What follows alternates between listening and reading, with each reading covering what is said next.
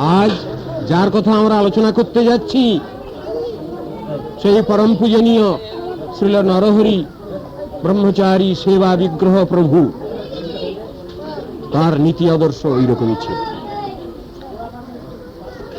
সাক্ষাৎ সান্নিধ্য পাওয়া আর পরোক্ষভাবে আলোচনা করা, এর দুটো দিক আছে। আমি সে দুটো দিকই আপনাদের কাছে বলবার চেষ্টা করব।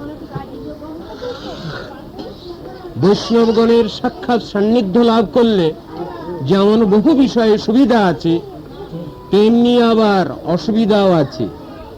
অসুবিধা কি? বৈষ্ণবকে প্রাকৃত বুদ্ধি করা মহা অপরাধ। আরে আমরাও যেমন খাই দাই ঘুমোই, বৈষ্ণব তো তেমনি খান দান ঘুমন। অপরাধ হয়ে গেল। আমি যেমন খাই দেই, আমার গুরু তো সেই রকমই খান দান, সেরকমই ঘুমন, সেরকমই সব করে। অপরাধ। অর্চে বিষ্ণু শিলাধীর গুরুষু নরমতি বৈষ্ণবে জাতি বুদ্ধি ইত্যাদির কথা বিচার করেছেন শাস্ত্রে।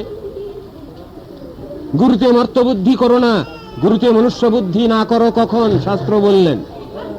বৈষ্ণবে জাতি বুদ্ধি করো না, অপরাধ,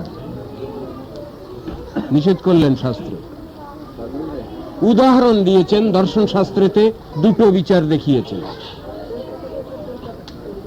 অপ্রাকৃতে প্রাকৃত বুদ্ধি একটা দোষ। এই দোষকে দর্শন শাস্ত্রে বলা হয়েছে অ্যানথ্রোপোমরফিজম, চেতনে জড়ত্বের আরোপ। অপ্রাকৃতে প্রাকৃত বুদ্ধি, এটা করতে হবে না। আবার এর উল্টো চিন্তাটাও দিয়েছেন, জানিয়েছেন প্রাকৃতে অপ্রাকৃত বুদ্ধি, বুদ্ধি যাকে বলে অ্যাপোথিওসিস, সেটাও অন্যায়। কিরকম সেটা? যস্যাত্মবুদ্ধি কুমপেত্রী ধাতুকে স্বধি কলত্রাদিষু ভৌমৈজ্যধি, সেই উদাহরণ দিলেন। আমার এই যে শরীরটা, জড় শরীরটা, বায়ু পিত্ত কফাত্মক যে শরীরটা, এই শরীরটাকে আমি বলছি এটা আমার, এটা চিন্ময়, এটা নিত্য। ভুল। আত্মা নিত্য, শরীরটা জড়, ধ্বংসশীল, ক্ষয়িষ্ণু। আমি আত্মীয় কাকে বলি? আমার রক্তের সঙ্গে যার যার সম্পর্ক আছে তাকে আমরা আত্মীয় বলছি, কিন্তু শাস্ত্র বলছেন তাকে আত্মীয় বলা চলবে না। আত্মার সঙ্গে সম্পর্কিত যারা, তারাই আমার আত্মীয়। তাহলে উদার চরিতানাংতু বসুধৈব কুটুম্বকম, উদার চরিত্রের লক্ষণ হলো অনন্ত বিশ্ব সবাই আমার আত্মীয়। আর সত্যি কথাটাও তাই। গীতার মধ্যে, ভাগবতের মধ্যে ওইরকম কথাই বলেছেন। বাসুদেব সর্বমিতি সমহাত্মা সুদুর্লভ। মহান আত্মা কে? সর্বত্র কৃষ্ণের ভক্তি করে ঝলমল, সে দেখিতে পায় যার আখি নিরমল। এটা উদার চিত্তের লক্ষ্য। অনন্ত বিশ্ব আমার আত্মীয়, আমার কুটুম, আমার। এই দর্শনটা থাকে লোকোত্তর মহাপুরুষগণের, নিত্য সিদ্ধ নিত্য মুক্ত মহাত্মাগণের থাকে এই বিচার। আমাদের পরম পূজনীয় শ্রীল নরহরি সেবা বিগ্রহ প্রভু ছিল বিচার ওই রকম। অতি বাচ্চা বয়স থেকেই তার সান্নিধ্যে আসবার সুযোগ হয়েছিল। যা ইতিহাস পাই পত্র পত্রিকা থেকে, তাতে দেখি তিনি 1918 সালে শ্রী চৈতন্য মঠে তাঁর গুরু জগৎগুরু অঙ্গিষ্ঠপাদ শ্রী শ্রীমৎ ভক্তি সিদ্ধান্ত সরস্বতী ঠাকুরের চরণাশ্রয় করেন। সেই সময় থেকেই সেখানে সেবা করছিলেন। অস্মদীয় গুরুপদ 1919 সালে বিশেষভাবে মঠবাস শুরু করেন, যদিও তার আগেই তিনি নাম দীক্ষা নিয়েছিলেন, শ্রীনাম নিয়েছিলেন যখন তিনি কলেজে অধ্যয়ন করেন। আর ঠাকুর মহাশয় নরহরি ঠাকুর, ইনি 1918 সালে যোগদান করেন মঠে স্থায়ীভাবে। তার আগে উনিও কয়েকবার যাতায়াত করেছেন। তো সেই সময় থেকেই যে ইতিহাসটা পাওয়া যায়, আমি বা আমার মঠে আসবার সুযোগ হয়েছিল 1931 সালে মার্চ মাসে। তো সুতরাং সেই সময় থেকেই অতি বাচ্চা বয়সে, 7-8 বছর বয়স বোধহয় তখন ছিল আমার, সেই সময়ই তাদের বিশেষ সান্নিধ্যে আসবার সুযোগ ছিল। একদিকে গৌরবের কথা, আর একদিকে আমার অগৌরব। কেন না, পূর্বেই আপনাদের কাছে নিবেদন করেছি, গুরু বৈষ্ণবগণকে সামনে দেখতে গেলে এই জড় চক্ষে, জড় ইন্দ্রিয়ের দ্বারা যদি দেখতে যাওয়া যায়, সেখানে ভুল বোঝাবুঝি হয়ে যাবে, মিসআন্ডারস্ট্যান্ডিং হবে, সেখানে অপরাধ এসে যায়। তার থেকে বোধহয় ভালো পরোক্ষভাবে দর্শন, শ্রবণ মুখে। কেন একথা বলছি? ইংরেজিতে একটা কথা আছে, too much familiarity breeds contempt. অধিক মেশামেশি, অধিক মাখামাখি ঘৃণার উদ্রেক করায়, অবহেলার উদ্রেক করায়। তা আমার ক্ষেত্রেতে সেটা হয়নি, এটা তাদেরই আশীর্বাদ বলতে হবে। আমার ক্ষেত্রে সেইরূপ ভুল বোঝাবুঝি হয়নি, এটা তাদেরই বিশেষ কৃপাশীর্বাদ আমি মনে করি। তো যেসব কথা আমার পূর্ববর্তী বক্তৃ মহোদয় আলোচনা করেছেন, তার বোধহয় ক্ষেত্র বোধহয় আমি কিছু। কেন না, অতি বাচ্চা বয়সে মঠে এসেছিলাম, সেই সময় তার এদের স্নেহ যেমন পেয়েছিলাম, তাতে বলতে হয় যে আমার নরহরি ঠাকুর মহাশয়, তিনি আমাদের মাই ছিলেন, মা, এবং তার পরিচিতিও ছিল তদ্রূপ। শ্রী চৈতন্য মঠ এবং গৌড়ীয় মিশনে সমস্ত মঠের তিনি ছিলেন মা, ম্যাট্রন বা মা। তাদের খাওয়ানো, পড়ানো, সব কিছু দেখাশোনা করা দায়িত্ব তারপরে ছিল। তো ওই জিনিসটা খানিকটা উপলব্ধির বিষয় আমার, কেন আমি তখন বাচ্চা ছিলাম। তা বাচ্চা থেকে আরম্ভ করে বৃদ্ধ, অতি বৃদ্ধ যারা ছিলেন মঠের সেবক, তাদের সকলের প্রতি তার স্নেহ দৃষ্টি ছিল, কখনো এড়ায়নি। এটা দেখবার যথেষ্ট সুযোগ সৌভাগ্য হয়েছে।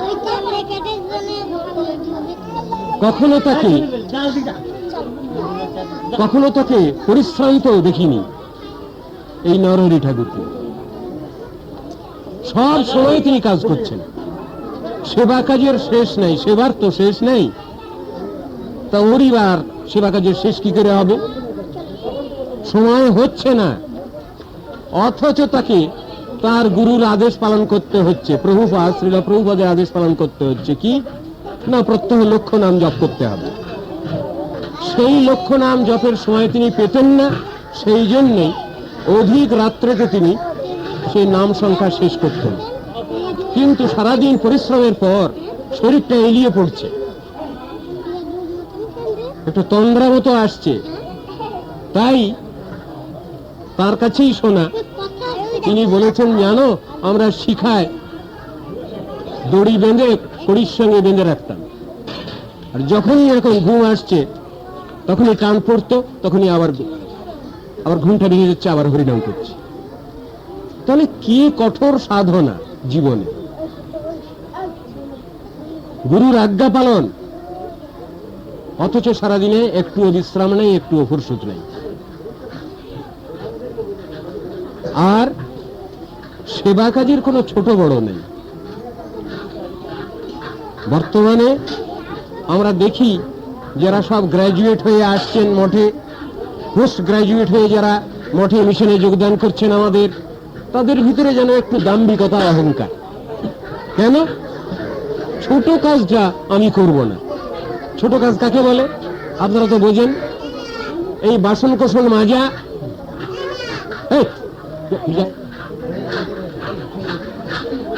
বাসন কোসন মাজা, ড্রেন পরিষ্কার করা,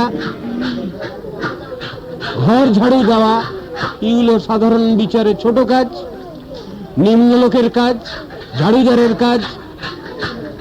কিন্তু একটা আশ্চর্য ইতিহাস আপনারা সবাই জানেন বোধহয়, আমাদের গৌড়ীয় বৈষ্ণবগণের ইতিহাসের মধ্যে আছে একজন জমিদার পুত্র, মহারাজার পুত্র এসেছিলেন, যোগদান করেছিলেন গৌড়ীয় মিশনে, যার নাম আপনারা শুনেছেন সবাই। তার নাম নরোত্তম ঠাকুর। তো গন্ডগোল হচ্ছে কেন? কথাই বলে দিচ্ছে। যার নাম হচ্ছে নরোত্তম ঠাকুর, তো তিনি দিনাজপুরের মহারাজার ছেলে, যোগদান করেছিলেন এই গৌড়ীয় বৈষ্ণব গোষ্ঠীতে, শ্রীল নরোত্তম ঠাকুর। হ্যাঁ, যার কীর্তন নরোত্তম পদাবলী যার আছে, প্রেম ভক্তি চন্দ্রিকা ইত্যাদি। তো তিনি চলে গেলেন বৃন্দাবনে। বৃন্দাবনে গিয়ে তার গুরুকরণ হয়নি, তিনি গুরুকরণের চেষ্টা করতে লাগলেন, খুঁজতে লাগলেন চারিদিকে। তো তখন লোকনাথ গোস্বামী, যার বাড়ি ছিল এককালে, খুব বড় পণ্ডিত তিনি ছিলেন, যার এককালে বাড়ি ছিল যশোর জেলার তালখড়ি গ্রামে, তারাও সেখানকার জমিদার ছিলেন। সেই জমিদার বংশেরই হচ্ছেন লোকনাথ গোস্বামী। খুব বড় পণ্ডিত ছিলেন তিনি। তিনি নবদ্বীপ হয়ে তিনি চলে গেছেন, ব্রজতে গিয়ে ভজন করছিলেন খদির বনে। সেইখানে নরোত্তম ঠাকুর গিয়ে হাজির হলেন। প্রভু, আমায় দয়া করে শিষ্যত্ব গ্রহণ করুন। বললেন উনি, আমি কাকো শিষ্য করিনি, আমি নিজেই শিষ্য হতে পারি না, তা আমি আবার শিষ্য করব কাকে? যতবারই যান ততবারই তিনি প্রত্যাখ্যাত হয়ে ফিরে আসেন। শেষকালে তখন তিনি একটা উপায় অবলম্বন করলেন। তিনি ভোরবেলায় উঠে যেখানে পায়খানায় যেতেন লোকনাথ গোস্বামী, সেই পায়খানা উনি প্রত্যেক দিন ভোরবেলায় ওর পায়খানা যাওয়ার আগেই পরিষ্কার করে দিয়ে আসতেন। একদিন লোকনাথ গোস্বামী লক্ষ্য করলেন যে আমাকে কে বাঁধবার চেষ্টা করছে, আমি তো কারো হাতে বাঁধা পড়ব না, দেখছি আমাকে কেউ যেন বাঁধবার চেষ্টা করছে, দেখতে হবে তো এই চোরটা কে। উনি প্রত্যেক দিন 3টের সময় পায়খানায় যেতেন, একদিন 2টোর সময় উঠে সেখানে গিয়ে হাজির হয়ে দেখলেন এক ব্যক্তি ওর পায়খানা পরিষ্কার করছে। কে তুমি? আমি আপনার শিষ্য ভৃত্য নরোত্তম। তুমি এসব কি কাজ করছো? তুমি রাজা মহারাজার ছেলে, তুমি এসব কি করছো সব?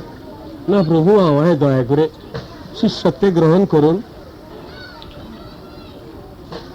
তা পায়খানা পরিষ্কার করে নরোত্তম ঠাকুর লোকনাথ গোস্বামীর শিষ্যত্ব গ্রহণ করলেন রাজা মহারাজার ছেলে। তাহলে সেবার ক্ষেত্রে কি ছোট বড় কিছু আছে?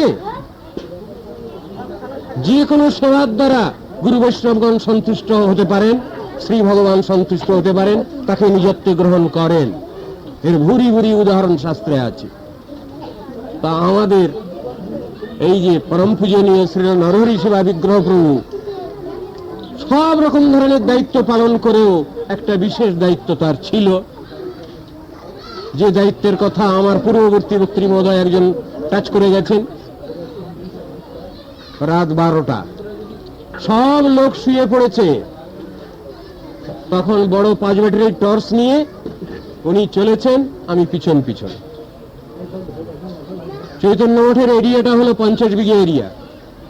সে 50 বিঘা এরিয়ার মধ্যে গেট কম করে বোধহয় 10-12টা গেট চারিদিকে। সেই সব গেটের দরজা তালাচাবি বন্ধ হয়েছে কিনা প্রথম দেখা। সব পরীক্ষা টরীক্ষা করে তারপরে গেলাম পায়খানার কাছে। পায়খানা তখন স্যানিটারি পায়খানা কম করে বোধহয় গোটা 25-30 বিভিন্ন অঞ্চলে। তা বাই রোটেশন 2-4টে করে পায়খানা পরিষ্কার করতে হয়। উনি টর্চ জ্বালিয়ে দাঁড়িয়ে আছেন, পরিষ্কার করছে। তারপরে স্নান টান করে তারপরে গেলাম। তো পায়খানা প্রত্যেক দিনই চকচকে পরিষ্কার থাকে। কে পরিষ্কার করে তা কেউ দেখতে পারেন না, কোনোদিন দেখবার ক্ষমতা নেই। ওই রাত 12টা থেকে 2টোর মধ্যেই সব পরিষ্কার। তখন সেবার মধ্যে তো কোনো ছোট বড় দেখছি না। যে লেখাপড়া জেনেছেন, শিখেছেন, তিনি প্রেসে কাজ করলেন, প্রুফ রিডিং এর কাজ করছেন, চাষাবাদ যিনি জানেন তিনি চাষাবাদ দেখাশোনা করছেন, যিনি ইঞ্জিনিয়ার হয়ে এসেছেন মঠে তিনি ইঞ্জিনিয়ারিং লাইনেতে ঘর বাড়ি তৈরি হওয়ার কনস্ট্রাকশনের কাজ দেখছেন। যার যে যোগ্যতা, ক্ষমতা, অধিকার, সেই অনুসারেই কাজটা তারা করতে পারেন। কিন্তু একথা কখনো বলা চলবে না যে একজন উচ্চ জাতীয় সেবা করছেন তিনি কখনো নিম্ন জাতীয় সেবাটা করেন না বা করতে পারবেন না, বা করলে তার জাত যাবে, এটা নয়। সেবা ধর্মী যারা, তাদের মধ্যে এই কথা নেই। আপনারা সবাই মনে করতে পারবেন যখন কলকাতা শহরে বা আমাদের পশ্চিমবঙ্গেতে, পশ্চিমবঙ্গ বলবো কেন, বঙ্গেতেই বলি, ম্যাথর ধর্মঘট হয়েছিল একবার বহুকাল আগে। ম্যাথররা আর কাজ করে না, সব স্ট্রাইক। তখন তাদের সন্তুষ্ট করবার জন্যে এবং তাদের প্রতি একটা নমনীয় মনোভাব দেখাবার জন্যে বোধহয় নবীনচন্দ্র সেন বোধহয় হবেন, তিনি ম্যাথর বলে একটা কবিতা লিখেছিলেন, পড়েছেন নিশ্চয়ই আপনারা। কি বলে তোমারে বন্ধু অস্পৃশ্য অসুচি, সুচিতা ফিরিছে সদা তোমারই পিছনে, তুমি আছো তাই আছে গৃহবাসে রুচি, মহিলা মানুষ বুঝি ফিরে যেত বনে। তো জগতের বিচারে ওরা যেন নিচু, কিন্তু ওরা আছে বলেই তো সমাজ সুস্থ শরীর সুস্থ পরিবেশ নিয়ে চলছে। সেবা ধর্মেতে ওই জাতীয় কোনো উচ্চাবচ ভাব আমরা কখনো লক্ষ্য করি না, নাই ওটা শাস্ত্র। সেবা সবটাই বড়, সেবা ধর্মটাই বড়, সে যে আকারেই হোক না কেন। আমরা পরম পূজনীয় শ্রী নরহরি সেবা বিগ্রহ প্রভুর জীবনে এটা দেখেছি। বহু লোকের ঝঞ্ঝাট, হই হুল্লোড়, মানুষ যদি সমালোচনা করে কারোর অনবরত, তাহলে মানুষ পিছিয়ে আসে, ডিসসার্টেন হয়ে যায়, কিন্তু জীবনে তাকে কখনো দেখিনি। সমালোচনাকে তিনি বলতেন খুব ভালো জিনিস রে এটা। কেন? না, এতে মানুষকে তৈরি হয়, ঠিক ঠিক খাঁটি মানুষ তৈরি হয়। সুতরাং সমালোচনাকে কখনো ভয় করবি না বলতেন তিনি। সমালোচনাকে কখনো ভয় করবে না তোমরা, সমালোচনা খুব ভালো জিনিস। মানুষের যে ভুল চুক থাকে সেগুলো সংশোধন করবার সুযোগ আসে, খাঁটি মানুষ তৈরি হয়, এটা তারই শিক্ষা। তো সেই ঠাকুর মশাইয়ের সঙ্গে আমাদের গুরুপাদ পদ্ম যে শ্রী ভক্তি প্রজ্ঞান কেশব মহারাজ, তার সঙ্গে কিরকম ভাবটা ছিল এইটা আমি এখন বলতে চাই।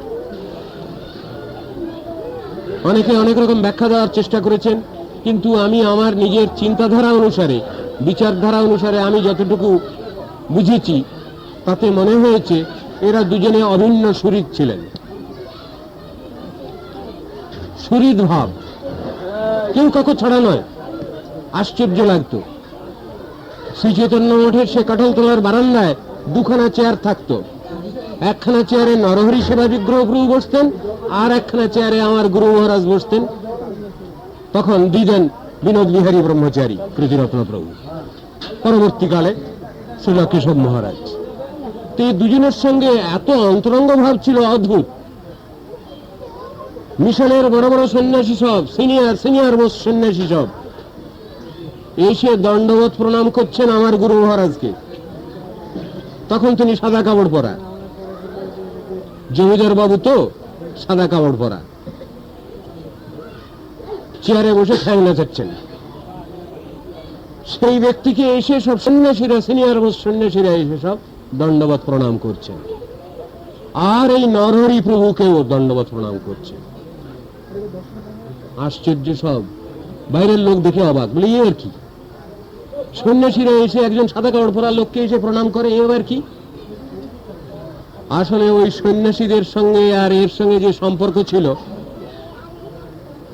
আমার গুরু মহারাজকে সমস্ত আনডিভাইডেড গৌড়ীয় মিশনে সবাই এক এতে ডাকতেন বিনোদ দা বলে। তার নাম ছিল শ্রী বিনোদ বিহারী ব্রহ্মচারী কৃতিরত্ন। তো সমস্ত মিশনে সবাই, বাচ্চা ছেলে থেকে আরম্ভ করে সবাই ডাকতো বিনোদ দা। হ্যাঁ, আর বিনোদ দা আবার ডাকতেন নরহরি প্রভুকে নরহরি দা, এবং মিশনে সবাই নরহরি দা করেই ডাকতেন তাকে। এই দুই দা ছিলেন। আশ্চর্য লাগে এদের ব্যবহার, এদের উদারতা, সবকিছু। তো এইরকম ভাব ছিল, সাধারণভাবে তাদের ঠিক বুঝতে পারা যায় না। সেই অভিন্ন হৃদয়ে যে ভাবটা, সেই কথাটা আমি এখন বলি। তখন বোধ হয় 1947 সাল হবে, মানে 1948 সালে মহাত্মা গান্ধীজি দেহ রক্ষা করেছেন। মহাত্মা গান্ধীজি মৃত্যু হয় 1948 সালে। ঠিক সেই দিনেতেই, যেদিন মহাত্মা গান্ধীজি মারা গেলেন, ঠিক সেই দিনেতেই আমাদের শ্রীল নরহরি শিবাই বিগ্রহ প্রভু দেহ রক্ষা করেন নবদ্বীপে। তখন গুরু মহারাজের সঙ্গে আমরা আছি মেদিনীপুরের ঝিনুকখালী গ্রামে। হঠাৎ টেলিগ্রাম গিয়ে হাজির হলো, ঝমঝম ঝুমঝুম করে বৃষ্টি হচ্ছে সারাদিন। ওখান থেকে 9 মাইল রাস্তা, কর্দমাক্ত পথ, 1 হাঁটু কাদা। সেটা ভেঙে আমরা সঙ্গে সঙ্গে এলাম নরঘাট। ওখানে নদী পার হয়ে বাস ধরলাম। চৈতন্য নবদ্বীপ মঠে যখন ফিরলাম, তখন সেই যে ক্রন্দন আমার গুরু মহারাজের, ওর অভাবে, তার আগে সমস্ত সব দাহ কাজ সব হয়ে গেছে, অন্ত্যেষ্টিক্রিয়া সব শেষ। সে কান্না আজও মনে পড়ে। সে কান্নাটা কিরকম ছিল জানেন? সব ভাব তার ভিতরে আছে। সখা সখাকে হারালে যেমন হয়,